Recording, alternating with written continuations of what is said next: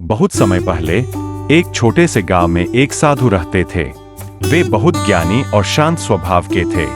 उनका जीवन सादगी और तपस्या से भरा हुआ था।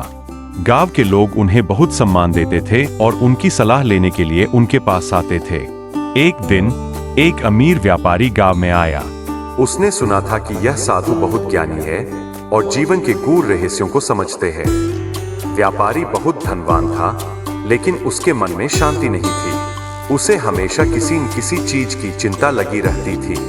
वह साधु के पास गया और बोला, सारी सुख सुविधाएं मेरे पास, धन, फिर भी मेरा मन अशांत रहता है।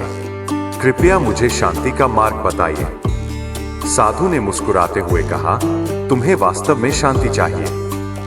व्यापारी ने उत्तर दिया, हाँ गुरुदेव, मैं अपनी बेचैनी से बहुत परेशान हूँ।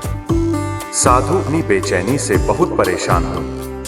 साधु उसे एक नदी किनारे ले गए।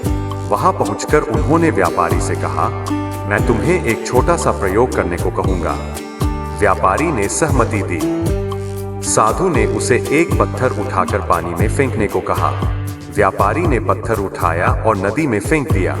पत्थर पानी में डूब गया और लहर बनने लगी। साधु ने पूछा, अब बताओ पानी में कितनी हलचल हुई? व्यापारी ने जवाब दिया, कई लहरें उठीं और फिर धीरे धीरे शांत हो गईं। साधु बोले, अब दूसरा पत्थर उठाओ और उसे भी पानी में डालो।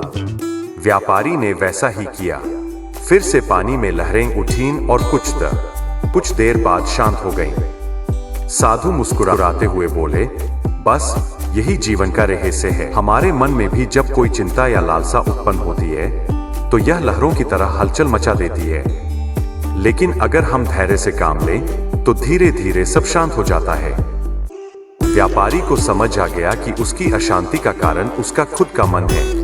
अगर वह इच्छाओं और चिंताओं को नियंत्रित करेगा तो उसे सच्ची शांति मिलेगी। उसने साधु का धन्यवाद किया और एक बदले हुए इंसान